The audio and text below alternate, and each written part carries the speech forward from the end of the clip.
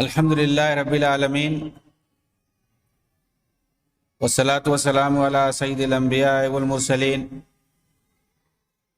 نبینا محمد وعلی آلہ وصحبہ اجمعین، اما بعد۔ اعوذ باللہ من الشیطان الرجیم، بسم اللہ الرحمن الرحیم۔ افرأیت من اتخذ الہہ ہواہ واضلہ اللہ علی علم، وقال فی موضع آخر ومن اضل ممن اتبع هواه بغیر هدى من اللہ۔ رب اشرح لی صدری ویسر لی امری واحلل عقدۃ من لسانی یفقہوا قولی۔ محترم ناظرین کرام، احباب گرامی و دیگر سامعین، میری گفتگو اخوان المسلمون کے بانی حسن بننا کے عقیدے سے متعلق چل رہی تھی کہ انہوں نے اسماء اور صفات کے تعلق سے اپنی کتاب رسالۃ العقائد میں کس طرح سے لکھا ہے اور اپنا عقیدہ کس طرح سے واضح طور پر یہ بتایا ہے کہ ہمارا عقیدہ تفویض کا ہے اس معاملے میں، اور اس کا مقصد یہ بتایا ہے تاکہ اختلاف سے بچا جائے۔ میرے دوستو، کیا اختلاف سے بچنے کا یہی ایک طریقہ رہ گیا ہے کہ ہم اپنے عقیدے کو خراب کر لیں، اپنی عاقبت کو خراب کر لیں؟ اللہ رب العالمین کی ذات اور اس کے اسماء اور صفات کے اندر ہم اپنے عقیدے کو برباد کر لیں محض اس لیے کہ لوگ ناراض ہو جائیں گے؟ کیا صحابہ کرام رضوان اللہ علیہم اجمعین، تابعین اور تبع تابعین اور دیگر اسلاف کرام نے جو عقیدہ رکھا تھا اللہ کی ذات اور اس کے اسماء اور صفات کے بارے میں،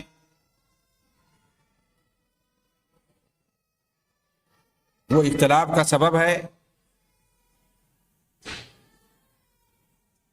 یا اختلاف کا سبب وہ لوگ ہیں جنہوں نے نیا نیا عقیدہ بنایا اور منطق اور فلسفہ کے ذریعے سے بہت سارے صفات کا، بہت سارے اسماء کا انکار کیا؟ ایسے لوگوں کے بارے میں اللہ تعالیٰ نے فرمایا ہے افرأیت من اتخذ الہہ ہواہ واضلہ اللہ علی علم۔ کیا دیکھا آپ نے اس شخص کو جس نے اپنی خواہشات کو اپنا معبود بنا لیا اور اللہ نے اسے باوجود علم کے گمراہ کر دیا؟ یہ جانتے ہیں اس کا معنی کیا ہے، یہ جانتے ہیں اس کا مفہوم کیا ہے، یہ پھر بھی انکار کر رہے ہیں کہ مجھے نہیں معلوم ہے۔ یہ اپنے خواہشات کے بندے ہیں اور اپنی خواہشات کی انہوں نے پیروی کر لی، اسے معبود بنا لیا ہے، اس لیے وہ سمجھنے کے باوجود بھی، جاننے کے باوجود بھی انکار کر رہے ہیں کہ ہم نہیں جانتے ہیں۔ اللہ رب العالمین نے مزید فرمایا ومن اضل ممن اتبع هواه بغیر هدى من اللہ، اور اس شخص سے زیادہ گمراہ کون ہو سکتا ہے جس نے اپنی خواہشات کی پیروی کر لی اللہ کی طرف سے بغیر کسی ہدایت کے۔ ہمیں ہدایت کی دعا کرنی چاہیے اللہ رب العالمین کی طرف سے۔ اللہ کی طرف سے جب تک ہدایت نہیں ملے گی، خواہشات کی پیروی کرتے رہیں گے۔ حسن بننا کے عقیدے کا خلاصہ یہی ہے اس باب میں کہ وہ سانپ چھپتے بھی نہیں، سامنے آتے بھی نہیں۔ اس کے تحت صفات باری تعالیٰ کے وہ منکر تھے کیونکہ انہوں نے سلف کے طریقے کو چھوڑ کر صاف صاف اس مسئلے میں تفویض کا طریقہ اپنایا ہے، اور یہی موقف جہمیہ کا بھی ہے۔ اور علامہ ابن تیمیہ نے یہ ثابت کیا ہے کہ چاہے وہ اہل تفویض ہو یا اہل تعویل ہو، دونوں برابر ہیں۔ اہل سنت والجماعت کے مقابلے میں دونوں برابر۔ تعویل جو کرتے ہیں اور جو تفویض کرتے ہیں دونوں برابر ہیں، ایک ہی کیٹیگری کے ہیں۔ چنانچہ حسن بننا نے اپنے رسالے العقائد کی صفحہ 33 میں یہ آیت ذکر کرتے ہیں اللہ الذی رفع السماوات بغیر عمد ترونها ثم استوى علی العرش۔ اللہ کی ذات وہ ہے جس نے آسمان کو بلند کر دیا بغیر ستونوں کے، جسے تم دیکھ رہے ہو، اس کے بعد وہ عرش پر مستوی ہو گیا، پھر وہ عرش پر مستوی ہوگا ثم استوى علی العرش۔ یہ آیت کو وہ ذکر کرتے ہیں، پھر کہتے ہیں اسی طرح کی آیتیں ہیں اس کے علاوہ بھی جن سے وجود باری تعالیٰ کا پتہ چلتا ہے اور ان سے کارخانے قدرت میں تصرف باری کا استدلال کیا جاتا ہے. جبکہ اس سے پہلے صفحہ 15 پر لکھتے ہیں کہ جب یحییٰ ابن معاذ سے پوچھا گیا کہ رب ذوالجلال کی کیا حقیقت ہے تو کہا ایک قدرت والا بادشاہ. کہا گیا وہ کہاں ہے؟ جواب دیا وہ گھات میں لگا ہوا ہے. ان ربک لبالمرصاد، تمہارا رب گھات میں لگا ہوا ہے. سائل نے کہا میں اس بارے میں نہیں پوچھ رہا ہوں. تو کہا پھر اس کے علاوہ جو کچھ ہے وہ سب ایک مخلوق کی صفت ہے. اس کے علاوہ جو کچھ ہے وہ ایک مخلوق کی صفت ہے، مطلب ہم اس کے علاوہ جو کچھ ہے وہ مانتے ہی نہیں ہیں. لیکن جہاں تک ذات باری کی صفت کا تعلق ہے تو میں تمہیں اس کے بارے میں بتا چکا. ان ربک لبالمرصاد، وہ گھات میں لگا ہوا ہے. یہاں کون سی صفات ہے؟ آگے حسن بنا کہتے ہیں اب یہ تمہارے ارادے اور قوت کی بات ہے کہ مخلوقات کے اندر غور و فکر کے ذریعے اور لازمی صفات پر عقیدہ رکھ کر اپنے رب کی عظمت کا اندازہ کیسے لگا سکتے ہیں. مذکورہ کلام کے اندر علو باری تعالیٰ اور عرش پر اس کے مستوی ہونے کا انکار لازم آتا ہے. اور یہ جہمیہ کا قول ہے کہ اللہ تعالیٰ اوپر نہیں ہے. چنانچہ وہ کہتے ہیں اللہ تعالیٰ نہ تو اوپر ہے، نہ ہی نیچے ہے، نہ دائیں ہے نہ بائیں ہے، نہ سامنے ہے نہ ہی پیچھے ہے، بلکہ اللہ تعالیٰ ہر جگہ موجود ہے. نعوذ باللہ. اور یہی وہ جہمی عقیدہ ہے جو صوفیوں کا ہے. اللہ تعالیٰ ہر جگہ موجود ہے، یہی صوفیوں کا عقیدہ ہے جو جہمیوں کا عقیدہ ہے. اور اسی فاسد عقیدے کو حسن بنا بھی مانتے تھے. اسی کو وحدت الوجود کہتے ہیں. ہر چیز کے اندر اللہ کے وجود کو یہ مانتے ہیں. اور حسن بنا اسے اشعار کی شکل میں گنگناتے بھی تھے. فالکل دون اللہ ان حققتہ عدم علی التفصیل والاجمال، کہ اللہ کے علاوہ جو کچھ بھی ہے وہ کچھ نہیں ہے. تفصیلی طور پر، اجمالی طور پر، ہر اعتبار سے اللہ کے علاوہ کچھ ہے ہی نہیں. اللہ تعالیٰ کے علاوہ کچھ ہے ہی نہیں. اس کا مطلب کیا ہوتا ہے؟ یعنی جو کچھ ہے وہ سب اللہ ہے. نعوذ باللہ. اور معلوم ہونا چاہیے کہ جو لوگ اللہ تعالیٰ کی فوقیت کا انکار کرتے ہیں، اس کے علو کا انکار کرتے ہیں، وہ فرعون کے پیروکار ہیں، جس کے بارے میں اللہ تعالیٰ نے فرمایا وَقَالَ فِرْعَوْنُ يَا هَامَانُ ابْنِ لِي صَرْحًا لَعَلِّي أَبْلُغُ الْأَسْبَابَ أَسْبَابَ السَّمَاوَاتِ فَأَتَّلِيَ إِلَى إِلَٰهِ مُوسَىٰ وَإِنِّي لَأَظُنُّهُ كَاذِبًا وَكَذَلِكَ زُيِّنَ لِفِرْعَوْنَ سُوءُ عَمَلِهِ وَصُدَّ عَنِ السَّبِيلِ وَمَا كَيْدُ فِرْعَوْنَ إِلَّا فِي تَبَابٍ. فرعون نے کہا اے حامان میرے لیے ایک بالا خانہ بنا، شاید کہ میں آسمان کے جو دروازے ہیں ان دروازوں تک پہنچ جاؤں اور موسیٰ کے معبود کو جھانک کے دیکھ لوں. اور بے شک میں سمجھتا ہوں کہ وہ جھوٹا ہے. نہیں مطلب اوپر جاؤں تو میں جاؤں گا اوپر، جیسے لوگ بول رہے ہیں. یہ موسیٰ اور ان کے پیروکار جو کہہ رہے ہیں کہ اللہ اوپر ہے، تو میں جا کے دیکھتا ہوں کہاں ہے. وہاں کچھ نہیں ملے گا. یعنی ایسا کہہ کر کے مذاق اڑا رہا ہے کہ وہاں کہاں ہے اللہ تعالیٰ. اللہ تو زمین پر ہے، خود کو بولتا تھا. یہ لوگ کہہ رہے ہیں اوپر رہتا. تو معلوم ہونا چاہیے کہ جس طرح سے فرعون نے انکار کیا تھا کہ اوپر اللہ نہیں ہے، ویسے یہ لوگ وحدت الوجود والے فرعون کے پیروکار ہیں. اللہ کی فوقیت کا انکار کرتے ہیں، عرش پر رہنے کو انکار کرتے ہیں، اس کے وجود باری کو ہر جگہ مانتے ہیں.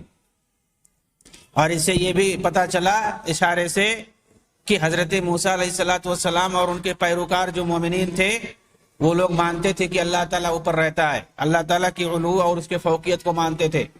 اسی لیے اس نے مذاق بنایا تھا اور کہا تھا کہ میں جاتا ہوں اوپر جھانک کے دیکھتا ہوں، پھر کچھ نہیں رہے گا، میں کہہ دوں گا سب جھوٹا ہے.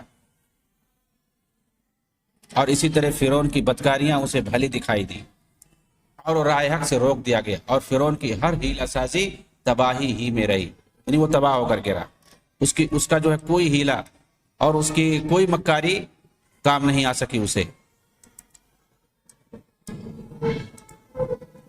اور یہ روایت مشہور ہے،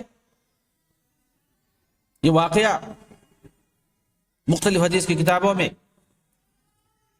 معاویہ بن حکم السلمی رضی اللہ تعالیٰ عنہ کی، یہ کہتے ہیں ان کا اپنا واقعہ कानत ली जारिया तरा गनमन ली क़िबला उहुदिन वल जवानिया फत्तलातु ज़ात यौमिन फ़इज़ा ज़ीबु कज़्ज़हब बिसातिन मिन गनमिहा व अना रजुलुन मिन बनी आदम आसफु कमा यासफून लाकिन्नी सकक्तुहा सक्कतन फ़अतैतु रसूलल्लाहि सल्लल्लाहु अलैहि वसल्लम फ़अज़्ज़म ज़ालिका अलैया क़ुल्तु या रसूलल्लाह अफ़ला उअतिकुहा क़ाल इअ्तिनी बिहा फ़अतैतुहु बिहा फ़क़ाल लहा ऐन अल्लाह क़ालत फ़िस्समा क़ाल मन अना क़ालत अंत रसूलुल्लाह क़ाल अअतिक़हा फ़इन्नहा मुमिना। सैयदना मुआविया इब्न हकम सुलमी रज़ी अल्लाह तआला अन्हु से रवायत है, कहते हैं कि मेरी एक लौंडी थी, ये उहुद पहाड़ और जवानिया की तरफ मेरी बकरियां चराया करती थी। एक दिन मैंने देखा कि एक भेड़िए ने हमला करके एक बकरी लेके भाग गया। मुझे गुस्सा आ गया, चुनांचे बशरी तकाजे के मुताबिक मैंने उस लौंडी को एक थप्पड़ मार दिया। फिर मुझे अफसोस हुआ तो मैं रसूलुल्लाह सल्लल्लाहु अलैहि वसल्लम की खिदमत में भागा हुआ आया। आपने इसे मेरे लिए बड़ा मामला बताया कि तुमने बहुत गलत किया उसको मार के। मैंने अर्ज किया, या रसूल अल्लाह क्या मैं इसे आजाद कर दूं? फरमाया, उसे मेरे पास ले आओ। चुनांचे मैंने उसे हाजिर किया। आप सल्लल्लाहु अलैहि वसल्लम ने उससे सवाल किया, अल्लाह कहाँ है? ऐन अल्लाह, अल्लाह कहाँ है? उसने जवाब दिया, फिस्समा, अल्लाह आसमान में। आप सल्लल्लाहु अलैहि वसल्लम ने दूसरा सवाल किया, मन अना, मैं कौन हूं? उसने जवाब दिया, अंत रसूलुल्लाह, आप अल्लाह के रसूल हैं। उसके बाद आपने फरमाया, इसे आजाद कर दो क्योंकि ये मोमिना है। अअतिक़हा फ़इन्नहा मोमिना, इसे आजाद कर दो, ये मोमिना है। इस वाक़े से हमें क्या पता चला? उस वक्त लोगों का ज़हन सादा था। ये जो आजकल के जो वहदतुल वजूदी जो सूफी हैं, मुअत्तिला, जहमिया और ना जाने कितने फिरके पैदा हो गए हैं, मुफव्विज़ा, वाक़िफ़ा, मुअतज़िला, ख़वारिज, ये सारे फिरके नए नए अकीदे लेकर के गढ़ करके आ गए हैं। क्या ये सब अल्लाह के रसूल के ज़माने में थे? सहाबा के ज़माने में थे? सादा उनका अकीदा था, जो कुरान और हदीस से जो चीज़ साबित होती, उन्हें मालूम था कि सातवां आसमान के ऊपर अर्श है और अर्श पर अल्लाह रब्बुल आलमीन मुस्तवी है। एक मामूली लौंडी को मालूम था कि अल्लाह ताला कहाँ, और इसको अल्लाह के रसूल सल्लल्लाहु अलैहि वसल्लम ने बुनियाद बनाया उसके मुसलमान होने, उसके मोमिन होने पर, कि जिसका ये ना अकीदा हो कि अल्लाह ताला अर्श पर मुस्तवी है ऊपर, और जो ये कहे कि नीचे है, हर जगह है, वो मोमिन नहीं हो सकता है जब तक वो ये ना माने कि अल्लाह ताला अर्श पर मुस्तवी है। क्योंकि अल्लाह के रसूल सल्लल्लाहु अलैहि वसल्लम ने इसको बुनियाद बनाया है और कहा है कि ये मोमिना है। ये ऐसी बात कह रही है, ऐसा अकीदा अगर इसका है तो ये मोमिना है। अल्लामा लालकाई एक बहुत बड़े इमाम अहले सुन्नत हैं, इन्होंने अपनी मशहूर किताब शरह सुन्ना के अंदर ये रवायत नकल किया है। अन शकीक क़ाल क़ुल्तु लि अब्दुल्लाह इब्न मुबारक कैफ़ नअरिफ़ु रब्बना अज़्ज़ व जल क़ाल फ़िस्समाइ स्साबिअति अला अर्शिही वला नक़ूलु कमा तक़ूलुल जहमिय्या अन्नहु हाहुना फ़िल अर्ज़ फ़क़ील हाज़ा लि अहमद इब्न हम्बल फ़क़ाल हाकज़ा हुआ इंदना। शकीक से रिवायत है कि मैंने अब्दुल्लाह इब्न मुबारक से अर्ज़ किया। अब्दुल्लाह इब्न मुबारक ये दूसरी सदी हिजरी के असलाफ़े किराम में से हैं, ये सल्फ़े सालिहीन में इनका शुमार होता है। शकीक कहते हैं कि मैंने अब्दुल्लाह इब्न मुबारक जो बहुत बड़े मुहद्दिस गुजरे हैं, उनसे मैंने अर्ज़ किया, हम अपने रब को कैसे जान सकते हैं? कैफ़ नअरिफ़ु रब्बना अज़्ज़ व जल, हम अपने रब को कैसे जान सकते हैं? फरमाया, हमारा रब सातवीं आसमान में अर्श पर है। बिल्कुल वही बात जो उस लौंडी ने कही थी अल्लाह के रसूल के सामने, फिस्समा, आसमान में। अब्दुल्लाह इब्न मुबारक भी 200 साल के बाद वही जवाब दे रहे हैं। क्या कह रहे हैं? फिस्समा इस्साबिया अला अर्शी, आसमान में है, अल्लाह रब्बुल आलमीन सातवें आसमान में अर्श के ऊपर है। इन्होंने जवाब दिया और कहा لا نقول كما تقول الجہمیہ، ہم جہمیہ کی طرح یہ نہیں کہیں گے کہ زمین میں بھی ہے، یہاں بھی ہے، وہاں بھی ہے۔ کہتے ہیں یہی بات امام احمد بن حنبل سے بھی کہی گئی، یہی بات آپ سے بھی پوچھی گئی، تو آپ نے بھی کہا کہ ہمارا بھی یہی عقیدہ ہے۔ یعنی جو عقیدہ عبداللہ ابن مبارک نے بتایا ہے اللہ کی ذات اور اس کے وجود باری کے بارے میں، ہمارا بھی وہی عقیدہ، ہم بھی وہی عقیدہ رکھتے ہیں کہ اللہ تعالیٰ آسمان میں عرش پر مستوی ہے، یہی عقیدہ ہمارا بھی۔ امام احمد کا عقیدہ، عبداللہ ابن مبارک کا عقیدہ، نبی صلی اللہ علیہ وسلم کے زمانے میں جو لونڈی تھی وہی عقیدہ سب برابر دکھ رہا۔ یہ اہل سنت کا عقیدہ، یہ سلف صالحین کا عقیدہ، یہ صحابہ کا عقیدہ ہے۔ اس عقیدے سے جو دوسرا عقیدہ رکھتے ہیں وہ بھٹکے ہوئے ہیں، وہ گمراہ ہیں، انہوں نے نیا عقیدہ نکالا ہے اپنا اور الگ الگ سب نام رکھ لیا ہے، سیدھا سیدھا نہ ہم کیفیت بیان کریں گے نہ تصویر بیان کریں گے، یہ سب تو بعد میں آیا، اسی لیے انکار کرنا پڑتا ہے کہ ہم نہ یہ کہیں گے نہ یہ کہیں گے۔ ہمارے یہاں سادہ جیسا ہے ویسے ہم مانتے ہیں۔ ہم یہ کیوں کہتے ہیں نہ ہم تعطیل نہ ہم تعویل کریں گے، نہ اس کو چھوڑیں گے کہ چھوڑ دیں، یا نہ ہم اس کو انکار کر دیں یا اس کے اندر تحریف کریں، معنی بدل دیں، تعویل کریں، کیفیت بیان کریں، تشبیہ بیان کریں، یہ سب ہم کیوں کہتے ہیں؟ ان چاری چیزوں سے ہم کیوں انکار کرتے ہیں؟ کیونکہ یہ سب بعد میں گڑھا گیا۔ اس لیے ان تمام چیزوں سے بعد میں جتنے عقائد گڑھے گئے ہیں اسماء اور صفات کے بارے میں اور نئے نئے سوچے چھوڑے گئے ہیں، ان سب کا ہم انکار کرتے ہیں۔ ہم اس کو ویسے ہی ثابت مانتے ہیں جس طرح سے قرآن اور حدیث میں ثابت ہے، اور جس طرح سے اللہ رب العالمین کی ذات کے لیے لائق اور زیبا ہے۔ یہی چیزیں آپ کو کتاب و سنت میں ملیں گی، اسلاف کرام کے یہاں ملیں گی، صحابہ تابعین اور تبع تابعین کے یہاں یہی چیزیں ملیں گی۔ علامہ ذہبی نے عبداللہ ابن احمد بن حنبل کی کتاب الرد علی الجہمیہ، عبداللہ ابن احمد یعنی امام احمد کے یہ لڑکے ہیں، ان کی کتاب ہے الرد علی الجہمیہ، جہمیہ کے رد میں انہوں نے کتاب لکھی ہے۔ تو علامہ ذہبی نے عبداللہ ابن احمد کی جو کتاب ہے الرد علی الجہمیہ، اس کے حوالے سے اپنی کتاب العلو کے اندر نقل کیا۔ تو علامہ ذہبی کی کتاب کا نام ہے العلو، کتاب العلو۔ اس میں اللہ رب العالمین کی فوقیت کو انہوں نے ثابت کیا۔ جو لوگ دراصل کہتے ہیں کہ اللہ ہر جگہ ہے، نہیں یہ مانتے ہیں کہ اپنی ذات اور وجود کے اعتبار سے اللہ تعالیٰ اوپر ہے۔ اس کے اندر انہوں نے ثابت کیا کہ اللہ رب العالمین اپنی ذات اور وجود کے اعتبار سے اوپر ہے، آسمان کے اندر عرش کے اوپر مستوی ہے۔ اس چیز کو انہوں نے اس کتاب کے اندر ثابت کیا۔ اور کہاں سے نقل کر رہے ہیں؟ امام احمد کے لڑکے نے جو الرد علی الجہمیہ کتاب لکھی وہاں سے باتیں نقل کر رہے ہیں۔ کہتے ہیں ان یزید ابن ہارون قال من زعم ان الرحمن علی العرش استوى على خلاف ما يقر في القلوب العامة فهو جهمي، والعامة مراد منهم من جمهور الامة واهل العلم۔ یزید بن ہارون نے کہا جس کا یہ عقیدہ ہو کہ عرش پر رحمان کے مستوی ہونے کا عقیدہ عام مسلمانوں کے خلاف ہے وہ جہمی ہے۔ عام مسلمانوں کا مطلب کیا ہے؟ یعنی جمہور اہل علم اور سادہ عام مسلمان، کہ آپ کسی سے بھی جو ان تمام خرافات میں نہ پڑا ہو اس سے آپ ایک سادہ ذہن والے مسلمان سے جب پوچھو گے اللہ کا ہے تو فوراً بتائے گا اوپر ہے۔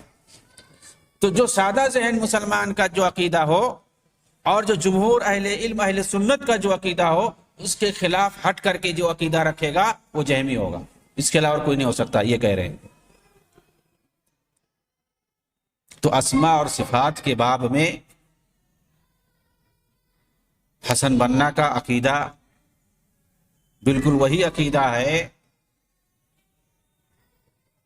جو اہل تعویل کا ہے، اور اہل تفویض اور اہل تعویل میں کوئی فرق نہیں ہے، جیسا کہ علامہ ابن تیمیہ رحمۃ اللہ علیہ نے واضح کر دیا ہے۔ تو اسماء اور صفات اللہ رب العالمین کی ذات اور اس تعلق سے جو عقیدہ ہے یہ ایک مسلمان کی زندگی میں بہت اہم ہے، ہمیں اسے سمجھنا ہوگا۔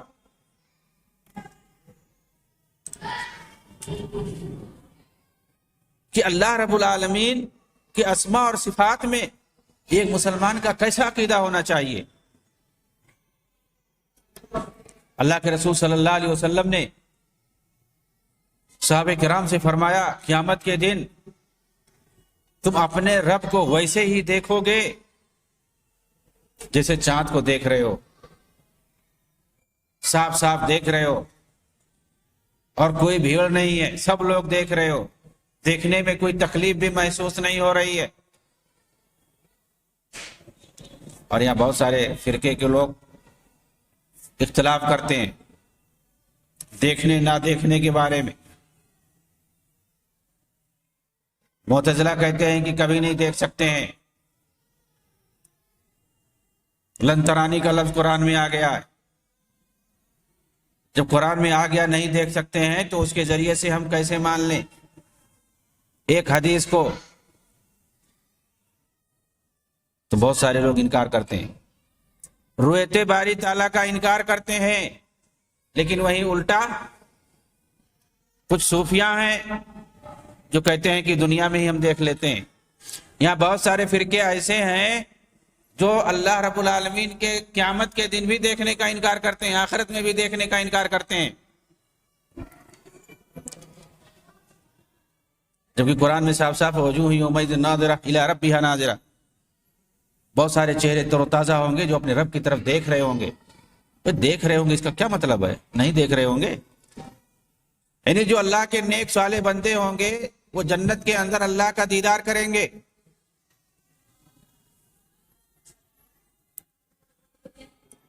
اللہ رب العالمین کا دیدار کریں گے، اس کو دیکھیں گے اس کے نیک بندے قیامت کے دن آخرت میں۔ سلف صالحین کا یہی عقیدہ ہے، اہل سنت والجماعت کا ہمارا یہی عقیدہ ہے کہ دنیا میں یہ ممکن نہیں ہے، لا تدرک الابصار وهو یدرک الابصار، نگاہیں اس کو نہیں دیکھ سکتی ہیں، یہ دنیاوی نگاہیں اس کو نہیں دیکھ سکتی ہیں، نگاہیں اس کا ادراک نہیں کر سکتی ہیں، اور وہ سب کا ادراک کرتا، ساری چیزوں کا وہ احاطہ کیے ہوئے ہے۔ حضرت عائشہ رضی اللہ تعالیٰ عنہ نے فرمایا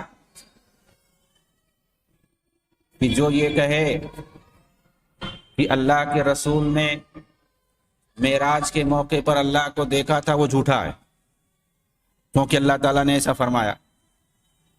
تو اہل سنت کا یہ عقیدہ ہے کہ دنیا میں کوئی نہیں دیکھ سکتا ہے، اور آخرت میں اللہ کے مومن بندے اس کو دیکھیں گے۔ تو دنیا میں نہیں دیکھ سکتے، صرف آخرت میں جنت کے اندر دیکھیں گے، یہ اہل سنت والجماعت کا عقیدہ ہے۔ اور بہت سے لوگ ہیں جو کہتے ہیں یہی دنیا میں دیکھیں گے، بلکہ کچھ لوگ تو دعویٰ بھی کرتے ہیں، جو صوفیہ خرافاتی صوفیہ۔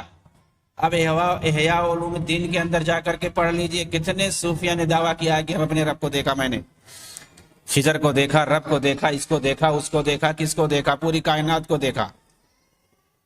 ہانکتے ہیں کتنا، جتنا جھوٹ خرافات احیاء علوم الدین کے اندر پا جائیں گے آپ، اور کہیں نہیں پائیں گے آپ۔ ممکن ہے فضائل اعمال کے نام سے جو کتاب مشہور چل رہی اس میں بھی جھوٹ مل جائے۔ احیاء علوم الدین، اسی لیے سلف صالحین بہت سے لوگ اس کو کہتے تھے اماطۃ علوم الدین،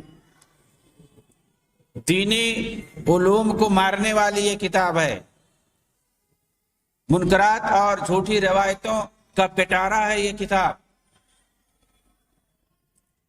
عقل میں نہ آنے والی ساری باتیں اس کے اندر موجود ہیں، سب کو گڑھ کر کے۔ اور یہ کتاب جو ہے جیسا کہ میں نے بتایا تھا حسن بنا کے نزدیک سب سے پیاری تھی، اور اس کے لیے نہ جانے واقعی بھی گڑھ دیے، اس کو پھیلانے کے لیے، چھپانے کے لیے، تاکہ لوگ اس سے زیادہ دلچسپی رکھیں۔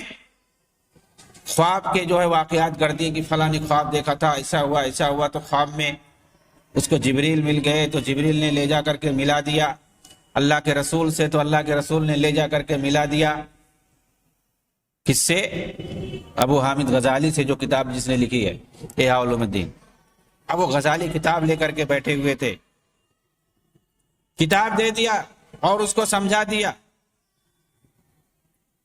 تو کیسے کیسے لے جا کر کے خواب میں غزالی سے یہ مل جاتے ہیں، اور وہ بھی اللہ کے رسول کے ذریعے سے۔ کتاب کی اہمیت بتلانا مقصد ہے، تاکہ کتاب کو زیادہ سے زیادہ پھیلاؤ۔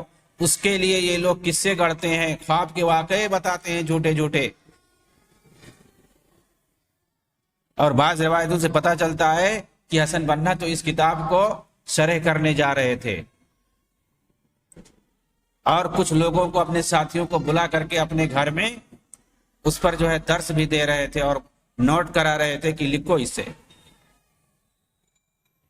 دین کے نام پہ سب سے خرافاتی اور بڑی کتاب، ضخیم کتاب یہ ہے، احیاء علوم الدین، اور اسی کے پیچھے پڑے ہوئے تھے کون؟ یہ حسن بننا۔ تو آخر ان کے کیسے عقیدے رہیں گے؟ وہی جو خرافاتی وحدت الوجودی صوفیہ کے عقیدے ہیں، وہی سارے عقیدے ان کے تھے۔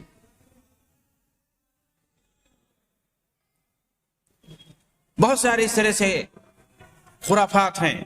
تو اہل سنت والجماعت کا، چاہے وہ رویت باری تعالیٰ ہو، اللہ رب العالمین کو کہاں دیکھ سکتے ہیں؟ بھائی اللہ رب العالمین کو اللہ کے رسول صلی اللہ علیہ وسلم نے معراج میں دیکھا یا نہیں دیکھا، اس میں بھی اختلاف ہے، جبکہ صحیح روایتوں سے پتہ چلتا ہے حضرت عائشہ رضی اللہ تعالیٰ عنہ اور دوسرے صحابہ کے ذریعے سے جو روایتیں موجود ہیں اس کے ذریعے سے پتہ چلتا ہے کہ اللہ کے رسول نے نہیں دیکھا تھا، بلکہ بعض روایتوں کے نور انا یرا، اللہ کے رسول سے پوچھا گیا تو آپ نے کہا اللہ تو نور، ہم کیسے دیکھ سکتے ہیں؟ صاف صاف ہے۔ اور وہ واقعہ کافی ہے، حضرت موسیٰ علیہ السلام نے جو مطالبہ کیا تھا قرآن میں موجود ہے، رب ارنی، مطالبہ کیا تو اللہ رب العالمین نے کیا کیا؟ مجھے تو نہیں دیکھ سکتے، لن ترانی، لیکن ایسا کرو میرا نور پہاڑ پر میں ڈال رہا ہوں، اس کی جھلک تجلی کر رہا ہوں، اس کو دیکھ لو، اگر دیکھ لے سنبھل گئے تو مجھے دیکھ پاؤ گے۔ پھر کیا ہوا؟ خر موسیٰ صحیح کا تو بے ہوش ہو گئے، نور کی تجلی کو دیکھ کر بے ہوش ہو گئے، تو کہاں سے دیدار کر پائیں گے؟ لیکن دنیا کے اندر جو ایک انسان کی حالت ہے، آخرت میں ویسی نہیں ہوگی۔ آخرت میں الگ ہوگی، وہاں سارا سسٹم الگ ہوگا۔ وہاں دنیاوی جیسے اوقات، زمان، وقت، مکان، یہ ساری چیزیں نہیں ہوں گی ایسی، وہاں کا سارا سسٹم الگ ہوگا۔ وہاں کی انسانی طاقت، قوت، ساری چیزیں الگ ہوں گی۔ وہاں کے بارے میں سارے نصوص موجود ہیں کہ وہاں اللہ رب العالمین کو لوگ دیکھیں گے، جو مومن بندے ہوں گے، اس کے جو صالح بندے ہوں گے وہ اللہ کا دیدار کریں گے۔ اور دنیا کے بارے میں تو اللہ نے خود کہہ دیا کہ ہاں تم مجھے نہیں دیکھ پاؤ گے، انبیاء سے انکار کر دیا ہے۔ تو جو سلف صالحین ہیں، جو اہل سنت ہیں، کتاب و سنت کو جو ماننے والے ہیں، وہ وہی چیز مانتے ہیں جو قرآن اور حدیث کے اندر آیا ہوا۔ جہاں انکار ہے کہ نہیں دیکھ سکتے، وہاں مانتے ہیں نہیں دیکھ پائیں گے، اور جہاں ثابت ہے وہاں مانتے ہیں کہ دیکھ پائیں گے۔ لیکن جو فاسد عقیدے والے ہوتے ہیں، جو باطل عقیدے والے ہوتے ہیں، جو اپنے کچھ اغراض اور مقاصد اور اہداف کو حاصل کرنے والے ہوتے ہیں، عقیدے کے نام پہ، دین کے نام پہ، دعوت اور تبلیغ کے نام پہ ان کا مقصد ہوتا ہے دنیا کمانا، پیٹ پالنا، سیاسی اغراض کو حاصل کرنا، کرسی اور اقتدار کو حاصل کرنا۔ وہ لوگ جھوٹی باتیں بکتے ہیں، من گھڑت واقعے سناتے ہیں، خواب کی باتیں سناتے ہیں، لوگوں کو بہلاتے ہیں، پھسلاتے ہیں، جھنڈ اور بھیڑ اکٹھا کرتے ہیں۔ وہ لوگ باطل عقیدے کرتے ہیں اور بتاتے ہیں، ان کے عقیدے صحیح نہیں ہوتے ہیں، وہ کبھی کچھ کہیں گے، کبھی کچھ کہیں گے۔ لیکن جو کتاب و سنت پر چلنے والا ہوگا، وہ فوراً دیکھے گا قرآن اور حدیث میں کیا لکھا ہوا ہے، وہ فوراً سوال کرے گا صحابہ کرام نے کیا ایسا کیا تھا۔ دین کا معاملہ ہے، ہمیں دین کے معاملے میں نہیں آزادی ہے، ہمیں جو کچھ آزادی ہے دنیا کے معاملے میں آزادی ہے، بس رکاوٹ نہ ہو، شریعت کے اندر ممانعت نہ ہو، رکاوٹ نہ ہو۔ جس چیز پر پابندی ہے، جس چیز سے رکاوٹ ہے، اسے چھوڑ کر کے ہم آزاد ہیں کچھ بھی کریں۔ وہ دنیاوی معاملات میں، جہاں تک دینی معاملات ہے، شریعت ہے، عقیدہ ہے، اس میں ہم اپنی طرف سے نہیں کچھ کہہ سکتے ہیں۔ کتاب و سنت کے اندر جو لکھا ہے ہم صرف وہی کہہ سکتے ہیں، صحابہ نے جو کیا ہے دین کے معاملے میں ہم وہی کر سکتے ہیں، اللہ کے رسول نے جو فرما دیا ہم وہی کر سکتے ہیں، کتاب میں قرآن کے اندر جو لکھا ہم صرف وہی کہہ سکتے ہیں۔